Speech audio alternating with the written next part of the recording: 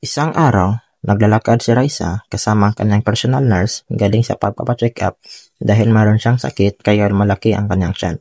Habang naglalakad, dumaan siya sa kanyang kaibigan na nagtitinda ng bag. Magandang araw po, ma'am. Magandang araw po. Magandang po. Magkano po?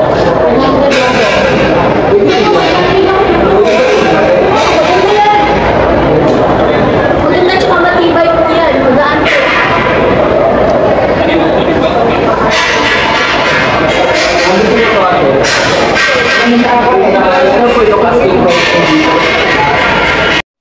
Habang bumibili sila ng bag, panay ang tingin ni kaibigan ni Raisa sa kanyang tiyan. Parang nagulat siya kung bakit malaki ang tiyan ni Raisa. Sa isip na siguro, buntis ito.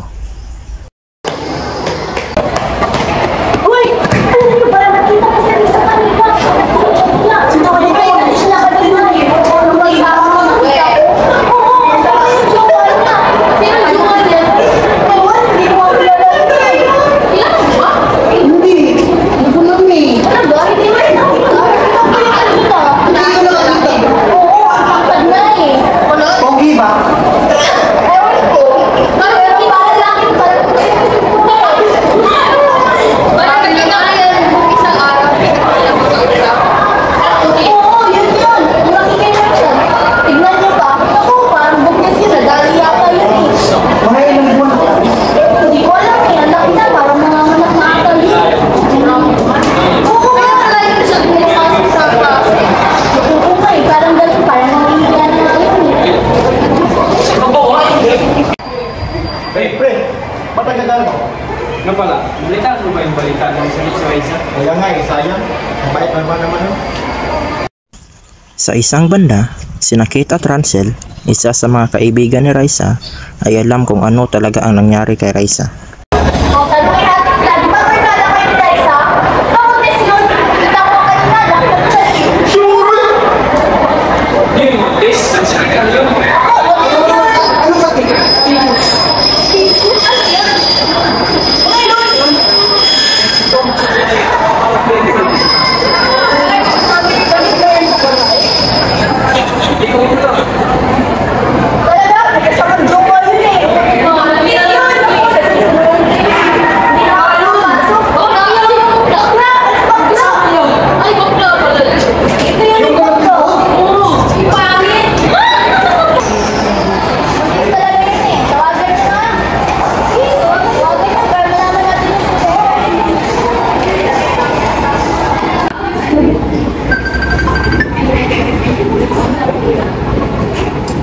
Hello, Ransel, bakit? Nasa klasa. Yung friend kong baklita. Yung friend kong baklita.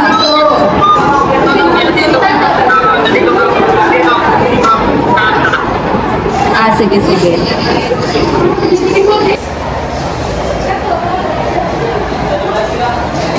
Uy, hi, Raisa.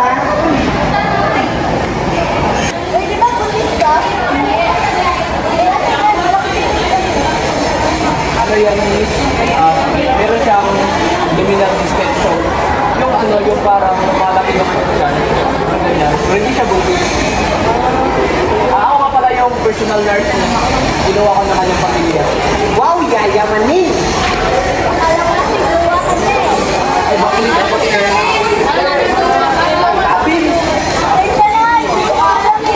Okay lang. Sige na, sorry ka na. Alam mo na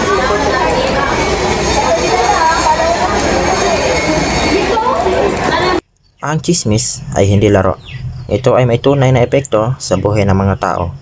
Maging mapanuri, maging responsable, at maging mabuti.